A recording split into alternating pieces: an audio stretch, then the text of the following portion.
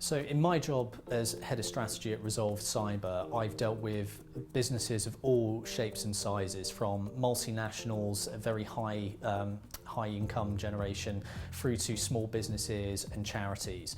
And really, no matter what the size is, a key problem I deal with are these myths that keep appearing in cybersecurity. And the real part of my job is to explain what real risk is and bust these myths on a day-to-day basis. The first myth that I encounter most of the time are businesses who try and say simply, we are not a target.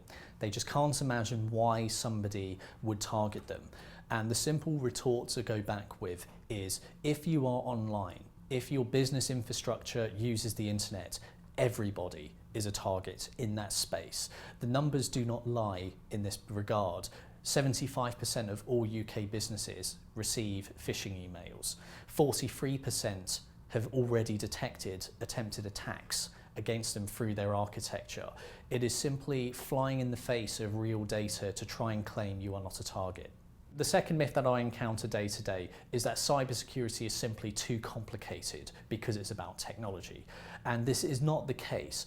Really, what we are talking about here is how to translate technology into business risk.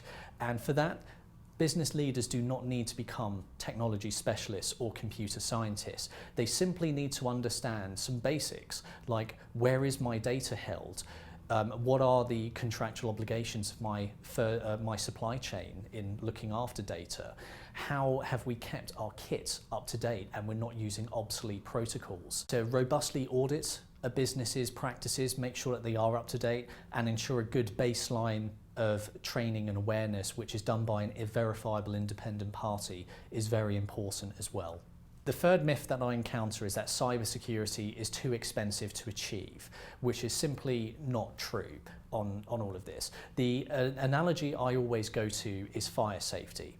Nobody begrudges the cost of having smoke detectors in their office, and nobody questions their place. And it should be the same in cybersecurity. What investment does a business put as a small pot of money to preventing an attack from ever occurring in the first place, in order to avoid paying out big and losing big when an actual attack succeeds? Myth 4 is a belief that the losses from a cyber attack are not so bad. And again, this flies in the face of all the data we know. In the UK in 2017, £130 billion was lost to cyber crimes through cyber attacks. It's simply too much money to ignore, and it's not responsible leadership in a business to say, let's wait and just absorb a loss. If you accept that we are just going to absorb an attack and absorb those losses, a business also opens it up to a whole catalogue of extra exposures, possible litigation, reputational harm, business interruption, perhaps even regulatory fines. So any calculation that tries to say we can take the losses are only looking in the short term. It doesn't account for the much wider damage that a business could suffer. The fifth myth that I come up against is quite a personal favourite of mine. It's a belief that cybersecurity is an IT problem, and that if we employ a good person in IT, they can take care of it.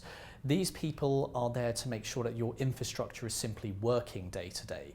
IT staff cannot account for human error against social engineering. They can't be personally responsible for enforcing safety standards around a staff base.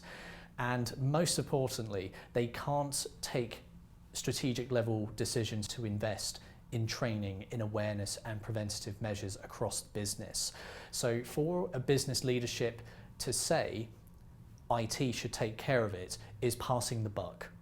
And when it comes time to trying to speak with an insurer or with a regulator, that's when people will be found out as being negligent in handling their cybersecurity risk.